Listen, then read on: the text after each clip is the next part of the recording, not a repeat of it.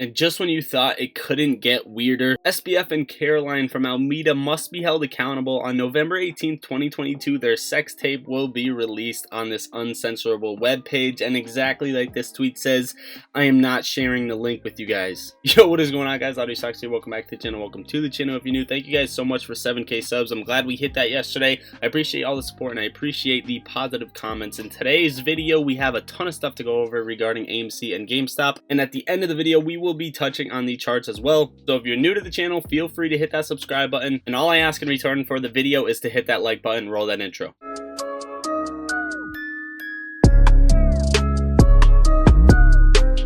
Reuters posted Sam Bankman-Fried did the financial system a favor. They say that he has done the broader financial system a favor. The curly-haired kingpin was at the forefront of pushing regulators and politicians to legitimize digital assets like Bitcoin. His downfall will slow the process and may even send it into reverse. So yeah, the guy who is putting out a sex tape, who laundered money to Democrats, who stole his own customers' money, insider traded with it, dumped on his customers, has apparently done the financial system a favor. Now, in my opinion, it took them a while to really come out and say, what should we put out there? What should we put out there to make it look like this wasn't illegal? No money laundering occurred, and, you know, everything's just dandy and it's fine because it involves bigger players, right? If this was any one of you guys, I guarantee you'd be in prison for the rest of your life. But no, he did the financial system a favor. Speaking of FTX, FTX has a class action lawsuit in, quote, active involvement in a Ponzi scheme with FTX celebrities, including Kevin O'Leary, Tom Brady, Giselle, Stephen Curry, and Shaq. Also, the FBI is planning to extradite Sam Bankman-Fried from Bahamas as crypto contagion from FTX collapse spreads to 20 billion. BlockFi that is preparing for bankruptcy. And if you come down here, it says, for some, the events are reminiscent of the failures of Wall Street firms during the '08 financial crisis. I don't know, guys, it's starting to get a little bit sketchy, but let's keep going. Gemini came out and tweeted this. We are aware that Genesis Global Capital LLC, the lending partner of the EARN program, has paused withdrawals and will not be able to meet customer redemptions within the service level agreement SLA of 5 business days. We are working with the Genesis team to help customers redeem their funds from the EARN program as quickly as possible. We will provide more information in the coming days. The past week has been an incredibly challenging and stressful time for the industry.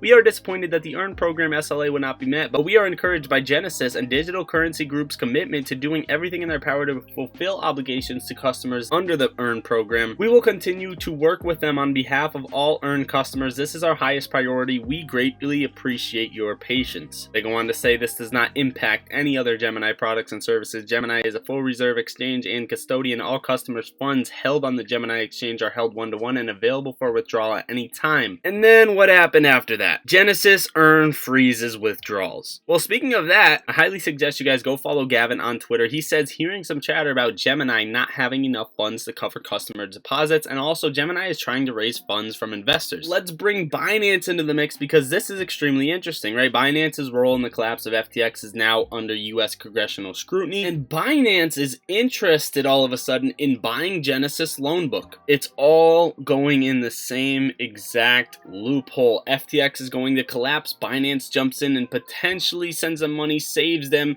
They don't have to halt withdrawals anymore. And again, now Genesis, Gemini, Binance, they're all getting thrown in together. Crypto.com just had issues. BlockFi is potentially going bankrupt. But I really want to move on from this and touch on an article that was posted on GameStop. Was FTX being used as a backdoor to short GameStop and Tesla stocks? The now defunct crypto exchange once had an option that allowed its users to trade synthetic tokenized stocks on the platform. Interestingly, it turns out that the synthetic stocks may have been used by hedge funds looking for a backdoor into trading derivatives off the books. Analysts are now claiming that these synthetic tokens may have significantly impacted the real-world price of shares in companies like GameStop and Tesla. As a reminder, tokenized stocks are digital assets that mimic the price action of publicly traded stocks. And a tweet from chartered financial analyst Peter Hahn leveled criticism at the synthetic FTX token, suggesting that the underlying assets may not be findable by brokers. And I quote, when you borrow shares to short, your broker has to claim they can locate them. If some stupid crypto exchange says they have 400 million AMC shares, then maybe the broker claims they can easily find. This is exactly what has been happening with the tokenized securities, which brings up the fact that all of a sudden the cost to borrow is rising pretty high and pretty significantly on AMC, which we will touch on. But this is something that you can pull out of that article, and it says, 1.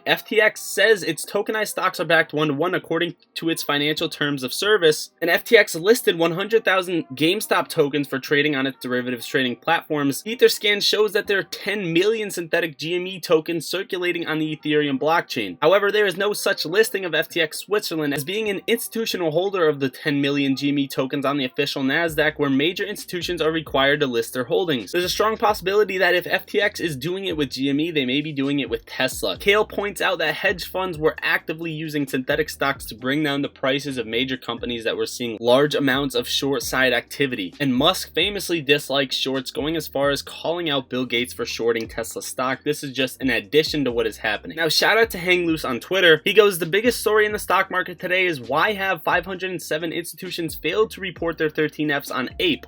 This is a massive scale of violations on the SEC 13F reporting rules. APE was issued in Q3 and the final day of Q3 was 9/30, meaning all hedge funds needed to be filed no later than November 14th, which is 45 days after September 30th. So where are all those 13Fs? Why did so many institutions break the rules? Is it because they didn't receive their APE? Over 500 of them were holding AMC upon the ex-dividend date. If they instantly sold, then there should still be a 13F that recorded the sale. Seems to me that the most plausible reason is that there weren't enough dividends to go around, and the DTCC chose to give every APE they had to retail to keep us from raising red flags while providing toots with the cash equivalent. If so, that is a massive financial fraud being committed. Everyone needs to demand answers to these questions. There absolutely should be 500 plus 13F filings, not just 29, to assume all possibilities regarding the lack of 13Fs. Additionally, if we are to believe that the notion that 500 plus institutional holders of AMC all sold their 8 positions before the last day of Q3 in order to avoid having to file a 13F on it, then institutional ownership has dropped to a mere 1.5 million shares, meaning retail now owns 99.3% of all APE shares starting October 3rd. Also, since October 3rd, shorts now only have 1.5 million shares available to borrow from toots.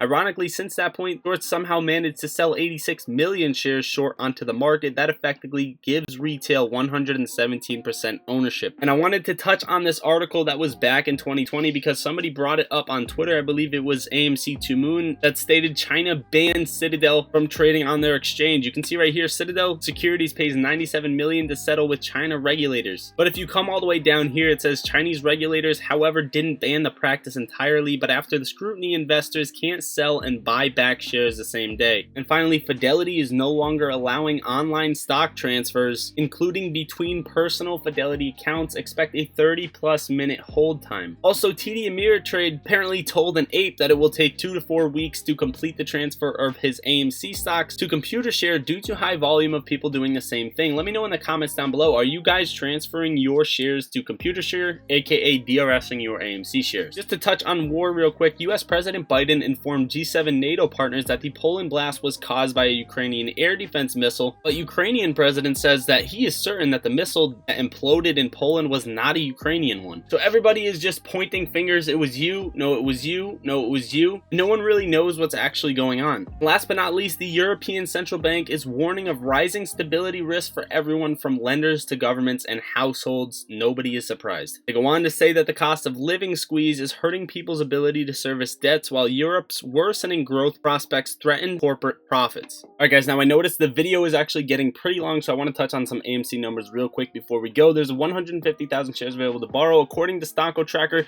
but the fee is at 73.9% for the rest of the shares, which is extremely high, and that's well. However, it went down from 102 to 77 down to 73, with the shares available to borrow decreasing, which is not the direction we want it to go. It seems as if they may or may not have found another loophole, but I don't want to speak too soon. However, calls are beating puts 45,000 to 40,000 expiring in the money, and short exempts are heavily stacked, showing that these shorts don't really want this thing to spring yet. And the only thing to touch on for GameStop is that now there's 58% of the free float DRS, following that 57% that we saw yesterday. I don't want to make the video too long, so I don't really have time to go over AMC's chart completely with you guys, but this is exactly where I think we are, and I think tomorrow and Friday you could see a slight volume decrease, or at least between the 20 and 30 million range, and then next week we see the major pop with AMC and GameStop, if not 1 to 2 days apart. Overall, that is my take. We don't have time for chart analysis, as I don't want you guys watching a 20-minute video. However, after I break it down and edit it, it will probably be like 10 minutes. Speaking of that, it does take me a few hours to research, edit, edit, record, and upload a video, and all you have to do in return is literally just the press of a button and hit that like for me. Guys, if you're new to trading or you're advanced at trading, please get your free cash. Don't sleep on free money. It's better than working a 9-to-5 job. Get your free cash coupon with $10 back when you sign up and open an account. Just depositing $1 or any amount, it can literally be a penny. Doing that, you will also get up to 15 free stocks, so literally there's no reason not to. That link will be pinned in the top of comments and linked in the description down below. I love you all. Lottery Stocks out.